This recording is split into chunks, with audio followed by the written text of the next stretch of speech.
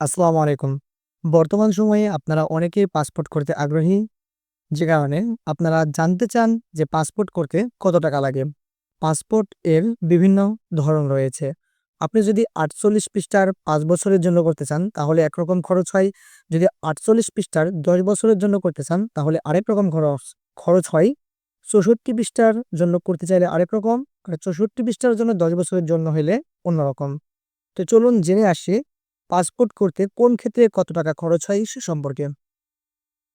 আপনি যদি ৪৮ পৃষ্ঠা এবং ৫ বছর মেয়াদ সহ পাসপোর্ট করতে চান সেক্ষেত্রে আপনার নিয়মিতর ক্ষেত্রে খরচ হবে ৳৪,০২৫ আর জরুরি ক্ষেত্রে খরচ হবে ৳৬,৩২৫ আর অতীব জরুরি ক্ষেত্রে খরচ হবে ৳৮,৬২৫।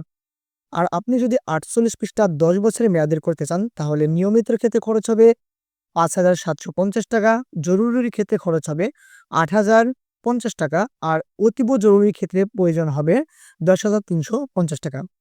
আর আপনি যদি ৬৪ পৃষ্ঠার ৫ বছর মেয়াদ সহ পাসপোর্ট করতে চান সেক্ষেত্রে আপনার নিয়মিতর ক্ষেত্রে খরচ হবে ৳৬,৩২৫, জরুরির ক্ষেত্রে খরচ হবে ৳৮,৬২৫ আর অতীব জরুরির ক্ষেত্রে খরচ হবে ৳১২,০৭৫।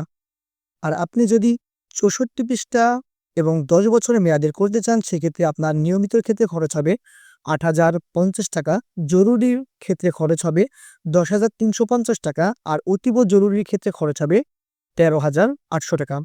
আশা করি আপনারা বুঝতে পেরেছেন পাসপোর্ট করার জন্য কোন ক্ষেত্রে কত টাকা খরচ হয়। পাসপোর্ট রিলেটেড যেকোনো তথ্য জানতে আমাদের সঙ্গেই থাকবেন। ধন্যবাদ।